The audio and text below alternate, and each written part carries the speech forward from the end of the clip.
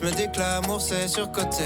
Mon frangin m'éclate au basket, alors je préfère abandonner.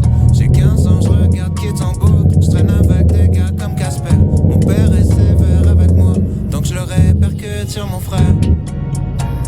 À 15 ans, je voulais juste en avoir 16. À 16 ans, j'étais pressé de voir le reste. Aujourd'hui, j'aimerais mieux que le temps s'arrête. Ah, ce qui compte, c'est pas l'arrivée, c'est la quête. Je descends les marches, la peur au ventre, pour intercepter mon bulletin. À la maison, c'est la guerre froide, on se comprend plus donc je dis plus rien. J'ai 16 ans et je passe par la fenêtre pour rejoindre les autres au skatepark. On boit des bières, on fume des joints et je raconte tout ça dans mes raps. Les années passent, même un peu trop, au point que j'ose plus chanter mon âge. Mon frangin filme quand je mets la bague, ma frangine anime le mariage. Les choses que j'ose dire à personne sont les mêmes qui remplissent des salles. Maman est là, mon père est fier et l'univers est pas si mal. À 16 ans, je voulais juste avoir 17. 17 ans, j'étais pressé de voir le reste. Aujourd'hui, j'aimerais mieux que le temps s'arrête.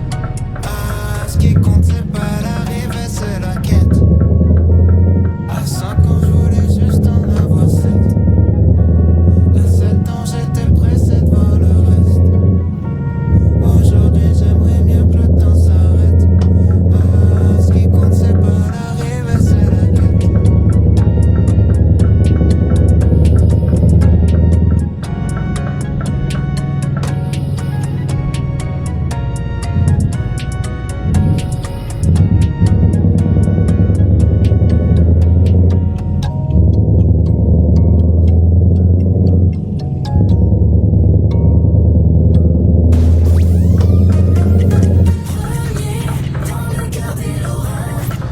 Direct FM, il est 20h.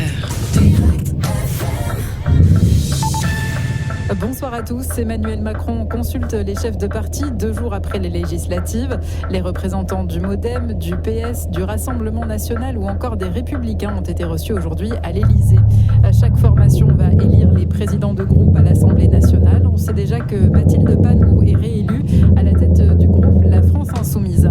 Autre poste convoité, celui de la présidence de l'Assemblée. Plusieurs candidats se sont déjà fait connaître.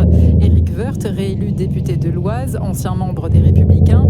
La ministre des Outre-mer, Yaël Braun-Pivet, l'ancienne ministre de la Transition écologique, Barbara Pompili, Joël Giraud, ex-ministre de la Cohésion des Territoires, ou encore Annie Genevard, députée LR du Doubs, et déjà vice-présidente de l'Assemblée.